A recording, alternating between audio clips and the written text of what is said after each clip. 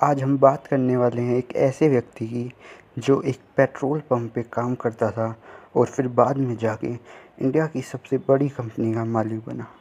आज हम बात करने वाले हैं धीरू भाई अंबानी और रिलायंस इंडस्ट्री के बारे में। धीरू भाई अंबानी का जन्म गुजरात के एक छोटे से गांव में हुआ था 1932 में। धीरू भाई अंबानी के पिता हीरालाल अंबानी एक स्कूल में टीचर थे। उनके 5 भाई थे, जिसमें से एक भाई यमन में रहता था।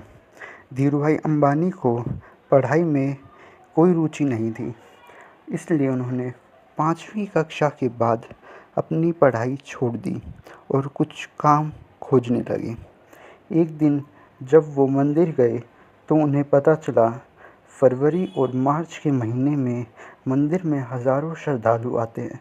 तो उनके दिमाग में एक आइडिया आया कि क्यों ना एक खाने का स्टॉल लगाया जाए, क्योंकि लोगों को भूख तो लगेगी। इसलिए उन्होंने अपने पिता से कुछ पैसे लिए और मंदिर के बाहर एक स्टॉल लगाया। वो स्टॉल पकौड़ों का था। उन दिनों हज़ारों श्रद्धालु मंदिर आए तो धीरू भाई अंबानी को मुनाफा हुआ। लेकिन कुछ दिनों बाद जब श्रद्धालु आना कम हुए तो धीरू भाई अंबानी ने फैसला किया कि वो इस स्टॉल को बेच देंगे। उस स्टॉल को बेचने के बाद जो पैसे मिले, उन पैसों को लेके धीरू भाई अंबानी अपने भाई के पास यमन चले गए। उनके भाई ने उनको एक पेट्रोल पंप पे नौकरी दिलवा दी। उस पेट्रोल पंप के साथ साथ वो क्लर्क का भी काम करने लगे। धीरू भाई अंबानी को चाय पीने का शौक़ था, तो वो हर शाम चाय पीने जाया करते थे। एक दिन जब वो चाय पी रहे थे तो उस टी स्टॉल पे खड़े यमन के कुछ लोग आपस में हंसी मजाक कर रहे थे। वो कहने लगे कि अगर हम चांदी के सिक्के जो यमन में चलते हैं उनको पिघला के बेचें तो हमें इन सिक्कों की कीमत से ज़्यादा पैसे मिलेंगे। ये बात सुन के धीरू भाई अंबानी ने फैसला किया कि वो इन सिक्कों को पिघला के बेचेंगे। वो सिक्कों को इकट्ठा करने लगे और उसके बाद उसे पिघला के बेचते। धीरे धीरे करके उन्होंने कई सारे सिक्कों को पिघला के बेच दिया। जब मार्केट में सिक्कों की शॉर्टेज होने लगी और पुलिस ने इन्वेस्टिगेशन शुरू की तो धीरू भाई अंबानी पे शक गया। लेकिन जब तक धीरू भाई यमन को छोड़ के इंडिया वापस आ चुके थे। इंडिया में वापस आने के बाद धीरू भाई अंबानी ने कोकिला बहन से शादी कर ली। 1958 में धीरू भाई ने रिलायंस इंडस्ट्री की शुरुआत की। उनकी पहली कंपनी थी रिलायंस कमर्शियल कॉरपोरेशन, जो एक ट्रेडिंग कंपनी थी जो स्पाइस और टेक्सटाइल में ट्रेड करती थी। 1966 तक उन्होंने इसी बिज़नेस में अपना ध्यान रखा, लेकिन 1966 में अपने कज़न के साथ मिलके धीरू भाई ने टेक्सटाइल इंडस्ट्रियल लिमिटेड नाम से एक नई कंपनी खोली जो सिंथेटिक फैब्रिक्स का मैन्युफैक्चर करती थी। उनका पहला मिल गुजरात में था। वो सिंथेटिक फैब्रिक का प्रोडक्शन करते थे। सिंथेटिक फाइबर्स के लिए उन्हें पॉलीमर लगता था। 1975 में धीरू भाई अंबानी ने अपना पहला क्लोथिंग ब्रांड स्टार्ट किया, जिसका नाम उन्होंने रखा विमल, जो उनके भाई के बड़े बेटे थे। विमल ब्रांड एक सक्सेसफुल ब्रांड रहा था। उसके बाद 1977 में धीरू भाई अंबानी ने अपना पहला आईपीओ लॉन्च किया, जो 7 टाइम ओवर सब्सक्राइब रहा था। उसके बाद 1994 में धीरू भाई अंबानी ने इंडिया के अंदर अपना पहला पॉलीमर प्लांट लगाया था।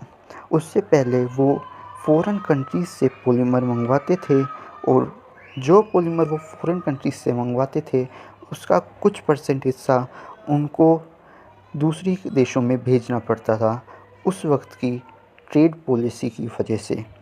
1996 में पॉलीमर प्लांट बनाने के बाद जब 1996 में पॉलीमर प्लांट स्टार्ट हुआ, उसके बाद वो इंडिया के लार्जेस्ट पॉलीमर मैन्युफैक्चरर थे। उसके बाद 1998 में उन्होंने जामनगर रिफाइनरी का काम स्टार्ट किया, जो 1999 तक स्टार्ट हो गया। जामनगर रिफाइनरी आज के वक्त भी दुनिया की सबसे बड़ी ऑयल रिफाइनरी है।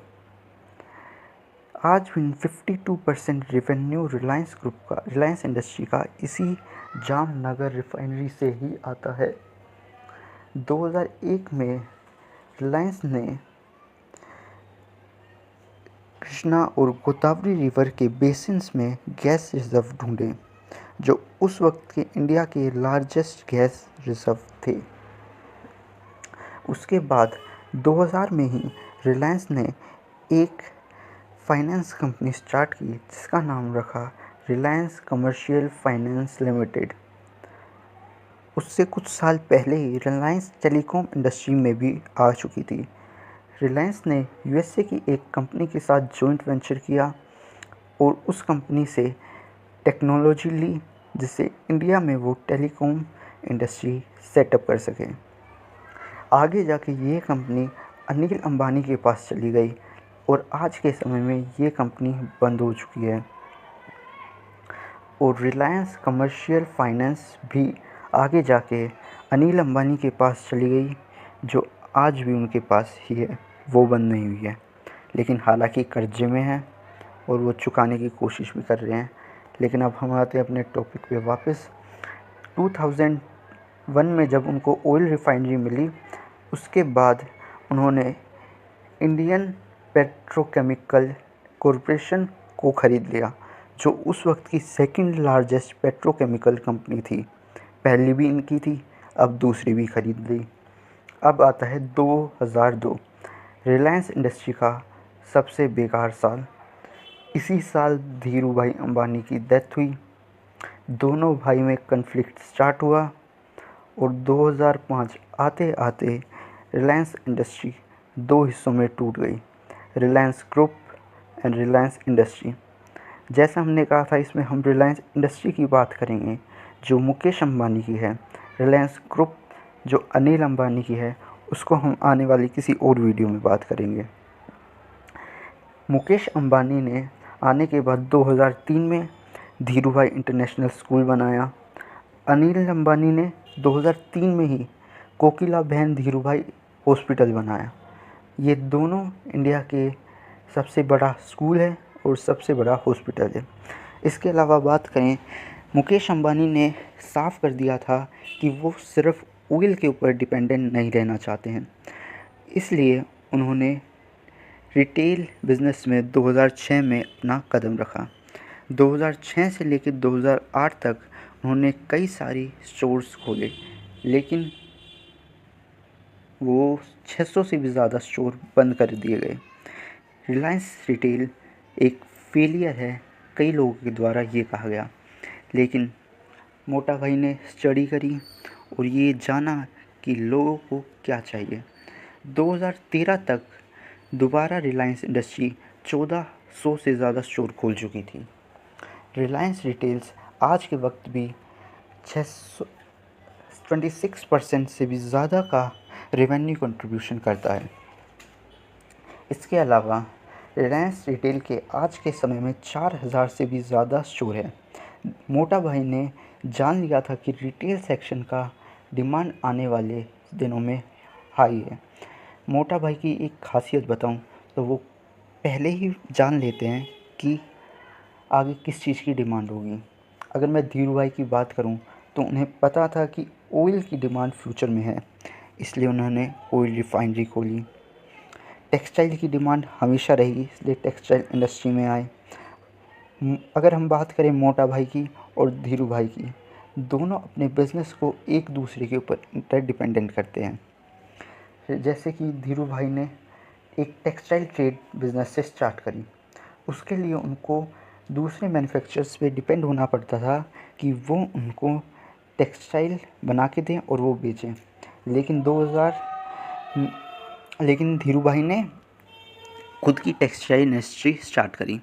अब टेक्सटाइल इंडस्ट्री के लिए उनको फैब्रिक चाहिए, फैब्रिक के लिए पॉलीमर चाहिए, दोनों के प्लांट खुद डाल दिए। पॉलीमर के लिए रिफाइनरी चाहिए, रिफाइनरी भी डाल दिया। मतलब मोटा भाई हो या धीरू भाई अपने बिज़नेस को एक दूसरे के ऊपर डिपेंड करते हैं। अगर हम मोटा भाई की बात करें तो 2006 में रिटेल खोला, 2019 में ई कॉमर्स खोला और 2016 में जब जियो लॉन्च किया तो तीनों को डिजिटली एक दूसरे पे डिपेंड कर दिया, रिटेल सेक्शन को भी और टेलीकॉम सेक्शन को भी। जब 2016 में जियो लॉन्च हुआ वो एक रेवोल्यूशन था इंडियन टेलीकम्युनिकेशन इंडस्ट्री में, क्योंकि उससे पहले इंडिया में डाटा का प्राइस 200 रुपीज़ पर जीबी था और आज 18 रुपीज़ पर जीबी है। अगर उस वक्त रिलायंस इंडस्ट्री जियो को ना लेके आती तो आज के समय कई जो बिज़नेस ग्रो होते हुए दिख रहे हैं वो नहीं होते। ना इंडिया में ज़ोमैटो होता, ना स्विगी, ना ओला, ना उबर और ना फ्लिपकार्ट, ना अमेज़ोन, कोई बिज़नेस नहीं होता। आज इंडिया में सबसे चीप डाटा मिलता है। यूएसए में भी $5 पर जीबी है, जो बहुत ज़्यादा है। इंडिया में कुछ 15 सेंट्स मिलता है। उसके बाद 2010 में रिलायंस ने एक ब्रॉडबैंड कंपनी खरीदी, जिसके पास इंडिया में सिर्फ उसी कंपनी के पास 4G स्पेक्ट्रम्स थे और बीपी के साथ ही 2010 में वेंचर किया, जो एक ऑयल एंड गैस कंपनी थी। आज उसके साथ मिलके रिलायंस के पूरे इंडिया में 400 से भी ज़्यादा पेट्रोल पंप हैं। 2011 में नेटवर्क 18 को ख़रीद लिया। जैसा कि मैंने बताया 2019 में ई कॉमर्स स्पेस में आ गए। ई कॉमर्स में आज जियो मार्ट है, रिलायंस डिजिटल है और भी कई सारी कंपनी हैं, आजियो है, कई सारी कंपनियां खोल चुके हैं अब तक मोटा भाई। 2024 में डिज्नी स्टार को एक्वायर कर लिया। पहले जियो सिनेमा था, डिज्नी प्लस स्टार में पहले फ्री आईपीएल दिखाया, अब पेड कर दिया है। अभी जियो अगर आप रिटेल में जाएंगे सारी चीज़ बहुत मतलब कम दाम पे मिलेगी, बहुत ज़्यादा। मोटा भाई का हमेशा स्ट्रेटजी रही है कि जो करेंगे बड़ा करेंगे, लार्ज कवरेज। जियो लिया एक साथ पूरे देश में। अगर हम बात करें आज के प्लान की, रिलायंस इंडस्ट्री अब क्या कर रहा है? रिलायंस इंडस्ट्री फ़िलहाल के टाइम में ग्रीन एनर्जी पे फोकस कर रहा है। रिलायंस इंडस्ट्री फ़िलहाल जामनगर में एक प्लांट लगा रही है, सोलर पावर प्लांट, जो दुनिया का सबसे बड़ा green energy solar power plant होगा। हमारे मोटा भाई की सोच विजनरी है